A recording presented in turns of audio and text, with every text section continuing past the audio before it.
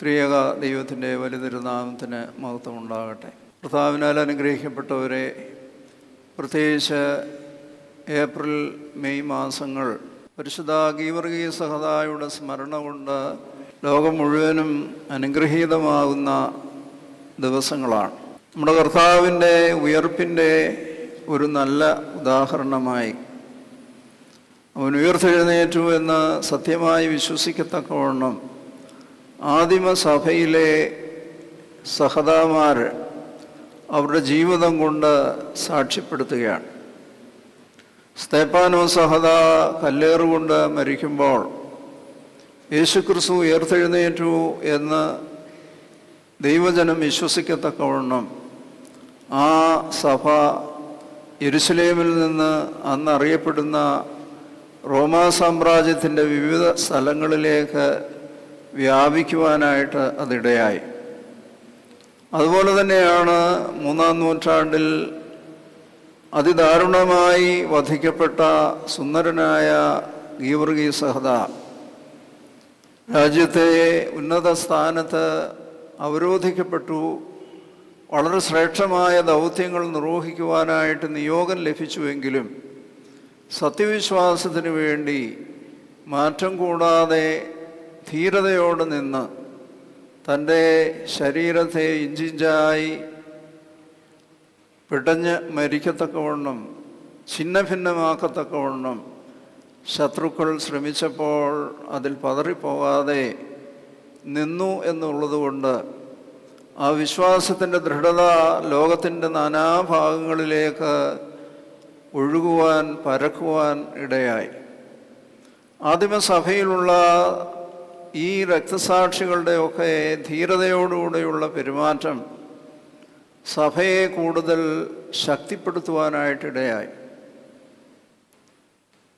സഹദാമാരുടെയും രക്തസാക്ഷികളുടെയും രക്തം സഭയ്ക്ക് വളമായി തീർന്നു എന്ന് പറയുന്നത് പോലെ സഭയുടെ ശക്തി ഈ രക്തസാക്ഷികളുടെ ധീരതയും അവരുടെ ജീവിത സമർപ്പണവുമാണ്.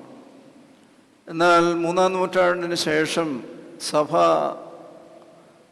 ധനമുള്ള, അധികാരമുള്ള, മാന്യമായ ഒരു സ്ഥാനത്തേക്ക് ഉയർത്തപ്പെട്ടപ്പോൾ അതിൻ്റെ സഹജമായ ഭാവത്തിൽ നിന്ന് പലപ്പോഴും അകന്നു പോകുവാൻ ഇടയായിരുന്നു എന്നുള്ളത് ഒരു ദുഃഖസത്യമാണ്. ക്രിസ്തു എന്ന തലയോളം വളരുവാനായിട്ടാണ് നമ്മളെ വിളിച്ചിരിക്കുന്നത്. നമ്മുടെ വിളിക്കനുസരിച്ച് പ്രതിസന്ധികളും പ്രലോഭനങ്ങളും വേദനകളും അപമാനങ്ങളും തിരസ്കാരങ്ങളുമൊക്കെ ഉണ്ടാകുമ്പോൾ അതിൽ പതറിപ്പോകാതെ വിശ്വസ്തയോടെ മരണപര്യന്തം ദൈവസന്നിധിയിൽ ഉറച്ചു നിൽക്കുവാൻ സാധിക്കണം. അത് ആദിമ ക്രൈസ്തവർ ചെയ്തിട്ടുള്ള വലിയ കാര്യമാണ്. എന്നാൽ ഇതുപോലെയുള്ള വലിയ രാജകീയമായ പ്രൗഢിയോ പരിരക്ഷണയോ ഇല്ലാതിരുന്ന സമയത്ത് ആദിമ ക്രൈസ്തവ സഭ ആ ദൗത്യം നിർവഹിച്ചിരുന്നു എന്ന് നമ്മൾ വായിക്കും. നമ്മൾ പലപ്പോഴും വേദപുസ്തകം വായിക്കുമ്പോൾ നമ്മുടെ മനസ്സിലേക്ക് വരുന്നൊരു സംശയം, ദൈവത്തിനു വേണ്ടി ജീവിതം സമർപ്പിക്കുന്നവരെ എന്തിനാണ് ഇതുപോലെയുള്ള അതിദാരുണമായ മരണത്തിന് വിധേയമാക്കപ്പെടുന്നത്? ദൈവം ഉറങ്ങുകയാണോ? ദൈവം എന്തുകൊണ്ടാണ് പ്രവർത്തിക്കാത്തത് എന്ന് ബലഹീനരായ നമ്മുടെ മനസ്സിൽ കൂടെ പലപ്പോഴും സംശയമുണ്ടാവും. സ്തേഫാനോസ് കല്ലേറുകൊണ്ട് അതിദാരുണമായി വധിക്കപ്പെടുമ്പോൾ സ്വർഗത്തിൽ നിന്ന് എണ്ണീച്ച് നിന്ന് അവൻ്റെ ആത്മാവിനെ സ്വീകരിക്കുന്നതായി നാം വായിക്കും. അതുതന്നെയാണ് ഗീവർഗീസ് സഹദായുടെ മരണത്തിൽ സ്വർഗത്തിൽ സന്തോഷമുണ്ടായി. അവൻ്റെ മധ്യസ്ഥതയിൽ അഭയം പ്രാപിക്കുന്നവർക്ക് ശക്തമായ മറുപടി നൽകുമെന്നുള്ള പ്രതിജ്ഞ, വാഗ്ദാനം അദ്ദേഹത്തിന് ലഭിക്കുന്നുണ്ട്. എന്നാൽ പത്രോസിനെയും പൗലോസിനെയും അതുപോലെയുള്ള മറ്റ് പലരുടെയും ജീവിതത്തിലെ പ്രതിസന്ധി ഘട്ടങ്ങളിൽ തടവറയുടെ 1-ാമത്തെയും 2-ാമത്തെയും 3-ാമത്തെയും പൂട്ടൊക്കെ തുറന്ന് മരണവക്രത്തിൽ നിന്ന് അവരെയൊക്കെ രക്ഷപ്പെടുത്തുന്നതായി നാം വായിക്കുന്നുണ്ട്. ചില നിർണായക നിമിഷങ്ങളിൽ അങ്ങനെയുള്ള ഇടപെടലുകൾ ദൈവം നടത്തുന്നുണ്ട്. അത് ദൈവത്തിൻ്റെ ആലോചന നമുക്ക് എത്ര ആലോചിച്ചാലും മനസ്സിലാകുകയില്ല. പൗലോസിനെ ദൈവം ഒരു നിയോഗം ഏൽപ്പിച്ചു. ആ നിയോഗം പൂർത്തിയാക്കുന്നതിന് വേണ്ടി അവനെ മരണത്തിൽ നിന്ന് രക്ഷപ്രാപിച്ചു. ആ മരണത്തിൽ നിന്ന് രക്ഷപ്രാപിച്ചതുകൊണ്ടാണ് അന്ന് അറിയപ്പെടുന്ന യൂറോപ്പിൻ്റെ അങ്ങ് റോം, സ്പെയിൻ വരെയും സുവിശേഷം അറിയിക്കുവാൻ പൗലോസിന് പോകുവാൻ സാധിച്ചു. അതുകൊണ്ട് ദൈവത്തിൻ്റെ ആലോചന നമുക്കറിയില്ല. ചിലപ്പോൾ ചിലർ അതിദാരുണമായി വേദന അനുഭവിച്ച് മരിക്കുന്ന നമ്മൾ കാണും. ചിലരെ അത്ഭുതകരമായി സംരക്ഷിക്കുകയും രക്ഷപ്പെടുത്തുകയും ചെയ്യുന്ന അനുഭവങ്ങളുണ്ടാകും. ഇത് മനുഷ്യബുദ്ധിക്കൊണ്ട് വിവേചിച്ചറിയുവാനായിട്ട് പ്രയാസമാണ്. നമ്മളിവിടെ സമ്മേളിച്ചിരിക്കുന്ന പരിശുദ്ധനായ പരിമല തിരുമേനിയും ജീവിതത്തിൻ്റെ ഒരു ഹ്രസ്വകാലഘട്ടത്തിൽ 54-ാമത്തെ വയസ്സിൽ വളരെ ദീനമായ അല്ലെങ്കിൽ വളരെ പ്രയാസകരമായ അസുഖത്തിൽ വിധേയനായി ഈ ലോകം വിട്ട് കടന്നുപോയ ആളാണ്. നമുക്കൊക്കെ ആഗ്രഹമുണ്ടായിരുന്ന അദ്ദേഹം ദീർഘനാൾ ജീവിച്ചിരിക്കണമെന്നുള്ളത്. പക്ഷേ ഇന്ന് നമ്മൾ തിരിഞ്ഞു നോക്കുമ്പോൾ അന്ന് ദീർഘനാൾ ജീവിച്ചിരുന്ന പലരും വിസ്മൃതിയിലായുണ്ടെങ്കിലും ഹ്രസ്വകാലമായി ജീവിച്ച് ദൈവസന്നിധിയിൽ ക്രിസ്തു എന്ന തലയോളം വളരുവാൻ തക്കവണ്ണം ജീവിതം സമർപ്പിച്ചിട്ടുള്ളവരുടെ മരണാനന്തര കാലഘട്ടത്തിൽ കാണുന്ന വലിയ ഒരു ശോഭ 120 വർഷം കഴിഞ്ഞിട്ടും ഇവിടേക്കുള്ള ആളുകളുടെ പ്രവാഹത്തിന് കുറവ് വരുന്നില്ലെന്ന് മാത്രമല്ല, അത് അനുദിനം വർദ്ധിക്കുന്നു എന്നുള്ളത് മരണശേഷവും അവർ സജീവരാണ് എന്ന് ഓർമ്മപ്പെടുത്തുകയാണ്. ഹാനോക്ക് മരിച്ചു, ദൈവത്തോടുകൂടെ നടന്നു, ദൈവം അവനെ എടുത്തുകൊണ്ടെന്നാൽ കാണാതെയായി. അവൻ മരിച്ച ശേഷവും സംസാരിച്ചു കൊണ്ടിരിക്കുന്നു എന്ന് പറയുന്നത് പോലെ ഉയർത്തെഴുന്നേറ്റവനായ കർത്താവ്, റോമാ സാമ്രാജ്യ അധികാരികളെല്ലാം അവനെ കുരിശിൽ തറച്ച് കല്ലറയിലാക്കി കല്ലറയെ മുദ്ര വെച്ച് കഴിഞ്ഞപ്പോൾ ഇനിയും ഇതുകൊണ്ട് തീർന്നു എന്നാണ് കരുതിയത്. എന്നാൽ കല്ലറ തുറന്ന് നമ്മെ ഭയപ്പെടുത്തുന്ന മരണത്തെ കൊന്ന് മരണം പ്രത്യാശയുടെ വാതായനമാക്കി രൂപാന്തരപ്പെടുത്തുവാൻ നമ്മുടെ കർത്താവിൻ്റെ മരണത്തിന് സാധിച്ചതുപോലെ ഈ വിശുദ്ധന്മാരുടെ സാക്ഷ്യജീവിതം, ആ സാക്ഷ്യം നമ്മെ കൂടുതൽ ധൈര്യപ്പെടുത്തുകയാണ്. അനന്തര ജീവിതത്തിൽ ഗീവർഗീസ് സഹദാ അനുഭവിച്ചതുപോലെയുള്ള വലിയ ശക്തമായ പീഡനങ്ങളൊന്നും നമ്മൾ അനുഭവിക്കുന്നില്ല എങ്കിലും പല വിധത്തിലുള്ള തിരസ്കാരങ്ങളും അപമാനങ്ങളും കഠിനമായ വേദനകളും രോഗങ്ങളും നമ്മൾ ചെയ്യാത്ത കുറ്റത്തിന് അനുഭവിക്കുന്ന ചില വളരെ പ്രയാസകരമായ അനുഭവങ്ങളും ഒക്കെ നമ്മുടെ ജീവിതത്തിലൂടെ കടന്നു പോകുന്നു. ഈ ശോധനകളിലൂടെയൊക്കെ കടന്നു പോകുമ്പോൾ മരണപര്യന്തരം വിശ്വസ്തയോടുകൂടി നിന്ന് അതിനെ സന്തോഷത്തോടെ സ്വീകരിക്കുമ്പോൾ ആ വലിയ സൗഭാഗ്യത്തിന് നമ്മളും അവകാശികളാകുകയാണ്. ഇന്ന് വായിച്ച ശ്ലീഹാവായന ശ്രദ്ധിച്ചാൽ അറിയാം, സാക്ഷികളുടെ ഇത്ര വലിയൊരു സമൂഹം നമുക്ക് ചുറ്റും നിൽക്കുന്നു. അത് പലപ്പോഴും നമുക്ക് ബോധ്യം വരുന്നില്ല എന്നുള്ളതാണ് നമ്മുടെ ജീവിതത്തിൻ്റെ ഏറ്റവും വലിയ പരാജയം. നമ്മുടെ മാതാപിതാക്കളും സഹോദരങ്ങളും പ്രിയപ്പെട്ടവരും ദൈവസന്നിധിയിൽ ജീവിതം സമർപ്പിച്ച സാക്ഷികളുടെ വലിയൊരു സമൂഹം നമുക്ക് ചുറ്റും നിൽക്കുകയാണ്. എൻ്റെ ദൈവം മഹത്വത്തിൽ ആദരവാനായി ജീവിക്കുമ്പോൾ സാധുജ്ഞാനി ശോണിതത്തിൽ എന്തിന് ക്ലേശിക്കുന്നു എന്ന് പാട്ടുകാരൻ പാടുന്നത് പോലെ ഈ വലിയ ദൃശ്യം കാണുവാൻ നമുക്ക് സാധിക്കുമ്പോഴാണ് ജീവിതം ധന്യമായി തീരുന്നത്. ദൈവം നമ്മളോട് കൂടെയുണ്ട്, അവൻ നമ്മെ പരിപാലിക്കും. അതിൻ്റെ അർത്ഥം വേദനകളില്ല, രോഗങ്ങളില്ല, അപകടങ്ങളില്ല എന്നുള്ളതല്ല. ഈ വേദനകളുടെ മധ്യത്തിൽ അതിനപ്പുറത്ത് വലിയ ഒരു സാന്നിധ്യം, സാന്ത്വനം നമുക്ക് അനുഭവിക്കുവാൻ സാധിക്കത്തക്കവണ്ണം ദൈവത്തിൻ്റെ സാന്നിധ്യം ജീവിതകാലത്ത് അനുഭവിക്കുന്നവരാണ് ജീവിതത്തിന് ശേഷവും ആ സാന്നിധ്യം മറ്റുള്ളവർക്ക് വിളമ്പിക്കൊടുക്കുവാൻ, വിതരണം ചെയ്യുവാൻ, പകർന്നു നൽകുവാൻ ശേഷിയുള്ളവരായിത്തീരുന്നത്. പരിമല തിരുമേനി അങ്ങനെ ജീവിച്ച വ്യക്തിയാണ്. തൻ്റെ ജീവിതം കൊണ്ട് സാക്ഷിക്കുവാൻ സാധിച്ചു.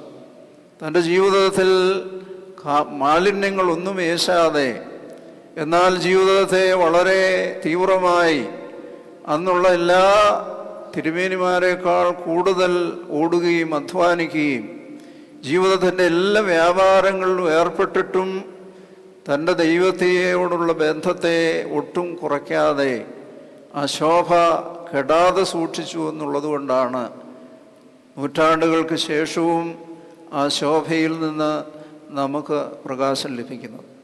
അതുകൊണ്ട് ഗീവർഗീസ് സഹദ ഭാരതത്തിൽ മാത്രമല്ല ലോകത്തിൻ്റെ വിവിധ രാജ്യങ്ങളിൽ മധ്യസ്ഥനായി അറിയപ്പെടുന്ന ഒരു വ്യക്തിയാണ്.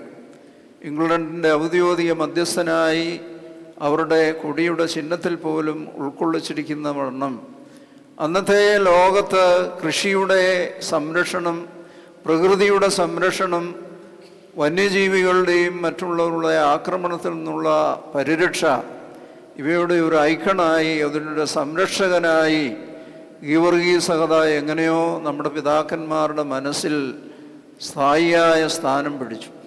അതുകൊണ്ടാണ് ആ പെരുന്നാൾ വളരെ ശക്തമായി നമ്മൾ കൊണ്ടാടുന്നത്. എത്ര പണച്ചെലവുണ്ടെങ്കിലും എത്ര ബുദ്ധിമുട്ടുകളുണ്ടെങ്കിലും ഗീവർഗീസ് സഹദയുടെ പെരുന്നാൾ ആചരിക്കുവാൻ ആളുകൾ ആഗ്രഹിക്കുകയും ഇഷ്ടപ്പെടുകയും അതിനുവേണ്ടി അധ്വാനിക്കുകയും ചെയ്യുന്നത് ദൈവം ആ പിതാവിനെ അതുപോലെ മാനിക്കുന്നു. ആ മാനിക്കുന്ന പിതാവിനെ നമ്മൾ ആദരിക്കുമ്പോൾ നമുക്കും അതിൻ്റേതായ മാനവും പ്രകാശവും ലഭിക്കുന്നു എന്നുള്ളത് അനുഭവത്തിലൂടെ അറിയാവുന്നത് കൊണ്ടാണ്, പ്രസംഗം കേട്ടുകൊണ്ടല്ല, അനുഭവത്തിലൂടെ അറിയാവുന്നത് കൊണ്ടാണ് നമ്മുടെ പിതാക്കന്മാർ ദേവാലയങ്ങളിൽ ആ പെരുന്നാൾ ഏറ്റവും അനുഗ്രഹമായി നിർവഹിക്കുന്നത്.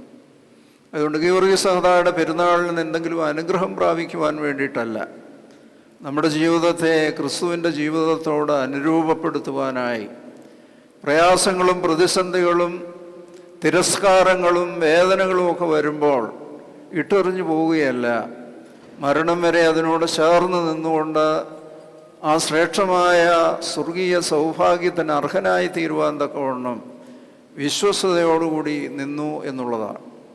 ആയതുകൊണ്ട് ഗീവർഗീസ് സഹദ നമ്മോട് ആവശ്യപ്പെടുന്നത്, ഞാൻ ഈ ചക്രത്തിന്മേൽ ഇഞ്ചിഞ്ചായി പിടഞ്ഞ് മരിക്കുമ്പോൾ, തൻ്റെ ശരീരം ഓരോന്നും ഛിന്ന ഭിന്നമായിക്കൊണ്ടിരിക്കുമ്പോൾ അല്പം ഒന്ന് ചാഞ്ഞോ ചരിഞ്ഞോ നിന്നിരുന്നെങ്കിൽ ആ ജീവിതം സംരക്ഷിക്കുവാൻ സാധിക്കും. എന്നാൽ ആ വിശ്വാസത്തിന് വേണ്ടിയുള്ള ദൃഢമായ ആ സമർപ്പണം അത് ദൈവത്തിന് പ്രീതികരമായി. അതുകൊണ്ടാണ് ആ പെരുന്നാൾ കൂടുതൽ ശക്തമാകുന്നത്. പരിശുദ്ധയായ മാതാവിൻ്റെ പെരുന്നാളുകൾ കഴിഞ്ഞാൽ ഏറ്റവും കൂടുതൽ പെരുന്നാളുകൾ ദേവാലയങ്ങൾ, കുരിശുംതൊട്ടികൾ, ഭവനങ്ങളിൽ പ്രത്യേകമായി ആദരവ് ലഭിക്കുന്ന ഒരു പരിശുദ്ധനായി അദ്ദേഹം മാറ്റപ്പെട്ടത് ദൈവത്തോടുള്ള ബന്ധത്തിന് മുറുകെ പിടിക്കുവാൻ അദ്ദേഹത്തിന് സാധിച്ചു. കഷ്ടതയോ നഗ്നതയോ ആപത്തോ വാളോ ഒക്കെ വന്നപ്പോൾ മാറിപ്പോകാതെ നിൽക്കുവാനായിട്ട് സാധിച്ചു. അദ്ദേഹം പരിസ്ഥിതിയുടെ ഒരു സംരക്ഷകനാണ്.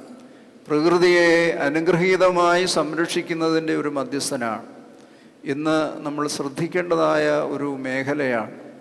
പ്രകൃതിയെ അശേഷം ഗണിക്കാതെ മാലിന്യങ്ങളെല്ലാം യഥേഷ്ടം വലിച്ചെറിഞ്ഞ് ഈ ഭൂമിയെ മലീമസമാക്കുമ്പോൾ പല വിധത്തിലുള്ള പ്രതിസന്ധികളിലൂടെ നമ്മൾ കടന്നു പോവുകയാണ്. ചെറിയ ചെറിയ സൂക്ഷ്മജീവികളാണ് ഇന്ന് നമ്മെ ഭയപ്പെടുത്തുന്നത്. പണ്ട് ഇപ്പോഴേ വന്യജീവികളുടെ ആക്രമണമൊക്കെ ഉണ്ടെങ്കിലും അതിനേക്കാൾ മനുഷ്യൻ ഭയപ്പെടുന്നത് സൂക്ഷ്മജീവികളാണ്. നമ്മുടെ ജീവിതചര്യകൾ കൊണ്ട് നമ്മൾ ഈ ഭൂമുഖത്തെ മലീമസമാക്കുന്നു എന്നുള്ളതാണ്. അതായത് നമ്മളാലാവുന്ന വിധത്തിൽ ഈ ഭൂമിയെ സംരക്ഷിക്കുവാനും ഈ ഭൂമിയുടെ ഫലഭൂഷ്ഠത നമ്മുടെ അധ്വാനം കൊണ്ട് ശ്രേഷ്ഠമാക്കി തീർക്കുവാനും ഗീവർഗീസ് സഹദയുടെ പെരുന്നാളിൽ നമുക്ക് സാധിക്കണം.